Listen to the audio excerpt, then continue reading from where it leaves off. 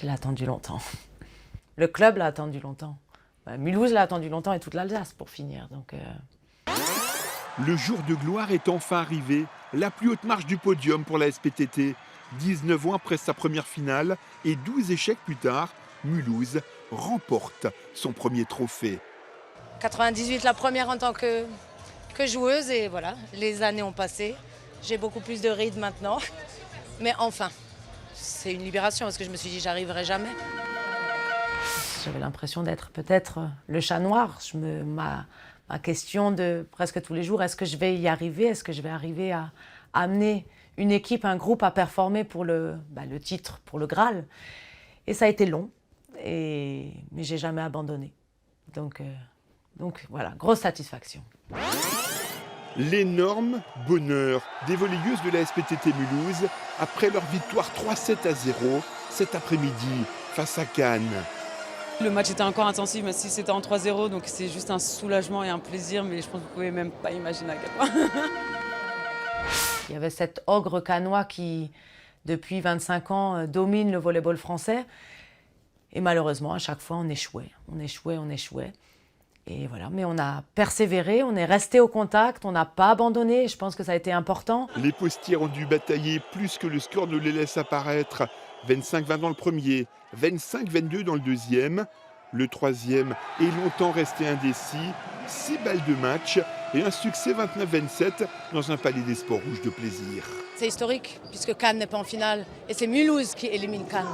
On a besoin de vous tous à Paris. Là, c'était vraiment 12 joueuses qui regardaient dans la même direction. Voilà, on souffrait ensemble, on gagnait ensemble, on perdait ensemble. Et chacune prenait sa responsabilité et assumait ses erreurs et on ne regardait pas l'autre. Les Mulhousiennes, soutenues par de nombreux supporters, venus en bus et en voiture depuis le Haut-Rhin. Elles vont gagner aujourd'hui ? J'en suis sûre. Les Mulhousiennes ne lâchent rien au bout d'un suspense énorme, remportent cette 4e manche, égalisent à 2 partout et s'ouvrent les portes d'un 5e set. Les Haut-Rhinoises ne laissent plus leur rival revenir et au bout d'un combat féroce, remportent le titre.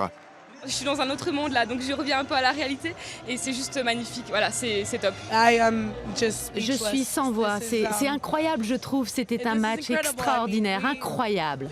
Après avoir fêté cela dignement à Paris, elles présenteront leur trophée demain 14h, place de la Réunion à Mulhouse. Voilà, je pense que c'était un rêve de se retrouver. Voilà, cette place de la Réunion, c'est ce qui représente la ville de Mulhouse. Et toutes les personnes qui étaient là, voilà, c'était... J'ai pensé à ceux qui nous soutenaient il y a 20 ans au gymnase Montaigne où on était, voilà, il y avait 400, 500 personnes.